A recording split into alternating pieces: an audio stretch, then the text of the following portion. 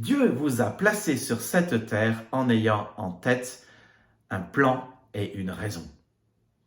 Vous n'êtes pas le fruit d'un accident, vous êtes le fruit de la volonté de Dieu, vous êtes le fruit de l'amour de Dieu. C'est parce que Dieu vous aime que vous êtes ici-bas sur terre. Il vous a créé pour vous aimer et il vous a créé pour avoir une relation avec vous, une relation où l'amour est au centre et où le plaisir est au centre.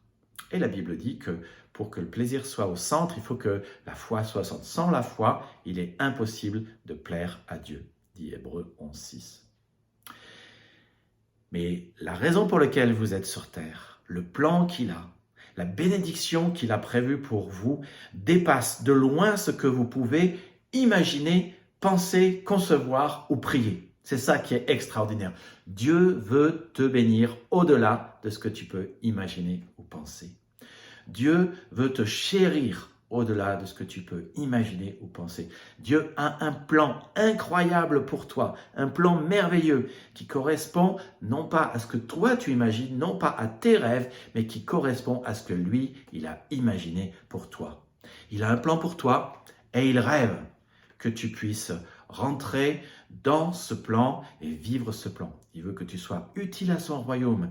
Il veut que tu te sentes nécessaire. Il aimerait que ta vie ait un impact et par-dessus tout, que tu sois un instrument dans sa main et que tu sois béni infiniment dans la vie abondante et éternelle qu'il a prévue pour toi. Alors il y a un endroit dans la Bible qui nous parle de ce plan que nous ne pouvons pas imaginer mais que lui a imaginé. Toute prouesse ici-bas sur terre, tout accomplissement a commencé d'abord par une idée dans la tête de quelqu'un. Eh bien, de longue date, avant la fondation du monde, Dieu avait une idée, un plan dans sa tête. Et il a poursuivi cette idée et cette idée s'est réalisée. C'est une chose que nous ne pouvions pas imaginer. 1 Corinthiens chapitre 2 verset 9 dit « Ce sont des choses que l'œil n'a point vues, que l'oreille n'a point entendues, qui ne sont point montées au cœur de l'homme, des choses que Dieu a préparées pour ceux qu'il aime.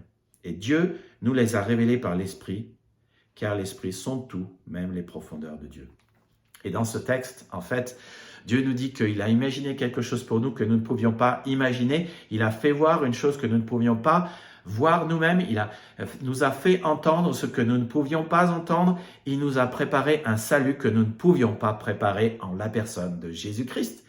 Il nous a préparé un sacrifice pour que nous puissions être réconciliés avec lui. Jamais tu n'as pu, et aucun homme n'a pu imaginer que Dieu, par amour pour nous, donnerait son Fils Jésus-Christ pour que tous nos péchés soient payés et que nous soyons réconciliés, par amour pour nous. Son amour est tellement grand et la bénédiction de son salut est tellement grand. Il donne à chacun qui croit en lui une place au ciel, le pardon des péchés, un plan merveilleux de bonheur, une puissance pour vivre ce plan et sa présence pour vivre ce plan. Il nous donne le salut, Jésus-Christ, ce plan, une place au ciel et il nous enrôle à son service. Il fait de nous les ambassadeurs de son amour, les ambassadeurs de sa bonne nouvelle. Et il veut que nous allions et que nous annoncions la bonne nouvelle de Jésus-Christ et la bonne nouvelle de son amour et que nous fassions des disciples. Voilà le plan incroyable que Dieu a prévu pour toi. Et tu peux le faire parce que Dieu veut achever son œuvre en toi. Et ce qu'il a commencé en toi, il l'accomplira pour le jour de son avènement. Il créera en toi le vouloir et le faire et il fera toute son œuvre en toi. Alors, c'est pour ça que je veux t'inviter dimanche prochain à une nouvelle église, 8 rue Saint-Clair de Ville, à 16h. Et nous parlerons de comment vivre cette chose incroyable que Dieu a prévue pour nous. Alors, on va voir cela sur la base de Josué. On connaît tous Josué. Alors, Josué, c'est surtout le successeur de Moïse, mais qui a été aussi serviteur de Moïse. Et nous savons qu'il a marché pendant 40 ans dans le désert, très probablement, mais il a aussi été l'homme qui a dirigé le peuple d'Israël pour prendre la terre promise que Dieu avait imaginée et donnée au peuple d'Israël. Alors, il est passé d'un serviteur à un leader, il est passé d'un suiveur à quelqu'un qui a mené le peuple au combat, sa foi a été étirée. Et tu sais quoi?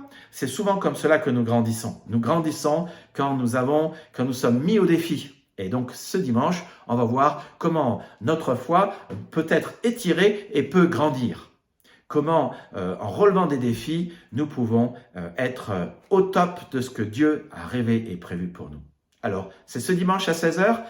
Si vous connaissez des amis qui ont besoin de grandir dans leur foi, faites-leur voir cette vidéo. Que Dieu les bénisse abondamment, que Dieu vous bénisse abondamment. Et à bientôt.